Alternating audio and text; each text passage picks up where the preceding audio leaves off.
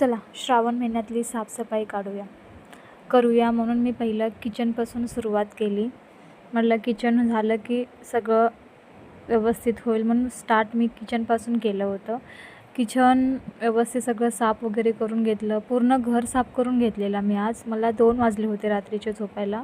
कारण छोटं आहे ना घर. छोटं असलं की पटकन होऊन जातं. मोठं असलं की आपल्याला 1-2 दिवस हॉल वेगळं, किचन वेगळं, बेडरूम वेगळं हे सगळं असं करावं लागतं. आपलं मिडल क्लास फॅमिलीचं हे छोटं असलं की पटकन होऊन जातं, एका दिवसात होऊन जातं. म्हणून सुरुवात किचनपासून केली. पहिली सगळी भांडी काढून घेतली आणि किचनवर ठेवून दिलं सगळं व्यवस्थित.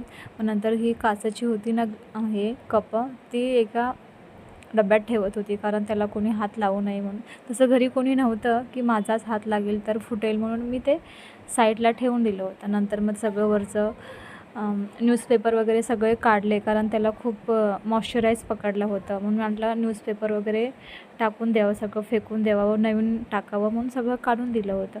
मग नंतर हे सगळी एवढी भांडी मला घासायची होती. त्या डब्यातले वगैरे सगळं मी काढणार, मसाले वगैरे. पहिले हे सगळं किचनवरची भांडी घासून घेणार.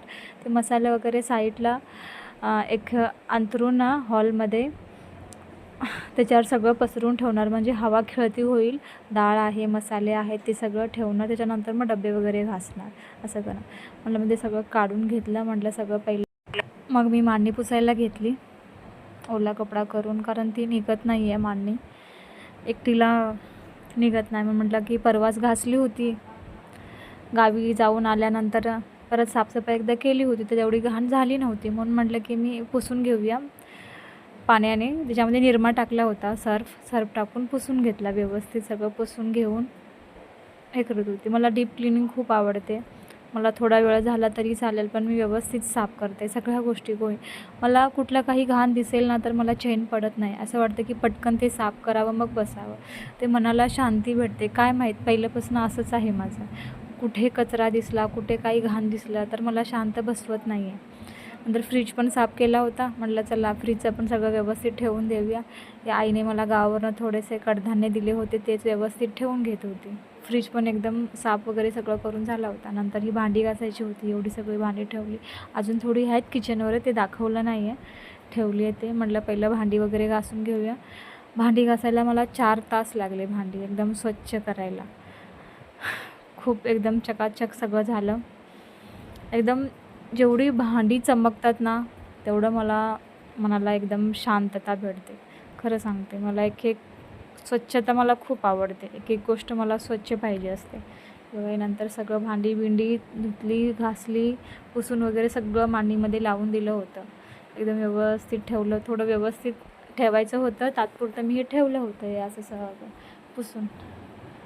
म्हटलं झालं कारण जास्त एवढी नव्हती भांडी, थोडीच होती पण तरीही जास्त वेळ लागतो जास्त घासायला.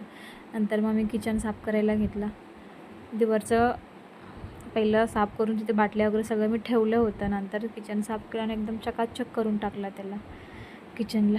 कारण मला किचन तर असं पूर्ण मी रोज घासतेच कारण तेलाचे डाग वगैरे पडतात, तेल पडतं म्हणून मी रोज साबणाने घासून घेते, लिक्विडने घासून घेते. त्याला घासून एकदम चकाचक केलं होतं. एकदम सुकून भेटलं मला. खरं सांगते इतकं छान वाटलं ना घर साफ करून. खूप मनाला शांती भेटली आणि खूप झोप मात्र खूप छान लागली होती. नंतर हे बघा फ्रीज पण साफ केलेलं मी. फ्रीजचं पण एकदम व्यवस्थित सेट करून दिलं होतं. इथं भांडी घासली होती, ते सुकायला ठेवली होती फ्रीजची. म्हटलं नंतर लावेन म्हणून लावली नव्हती, ते सुकायला ठेवलं होतं. पुसून वगैरे नंतर लावेन उद्या. ते ठेवली होती धुवून म्हणून हे नाही केलं. मग नंतर रात्रीची हे सगळी एवढी भांडी पडली होती.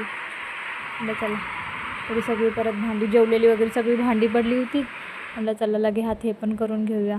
मग नंतर माळ्यावरचं रात्री मी जेवण वगैरे झाल्यानंतर मी 10:30-11 वाजता वरती आली होती माळ्यावर. हे सगळं असा पसारा पडला होता माळ्यावरचा.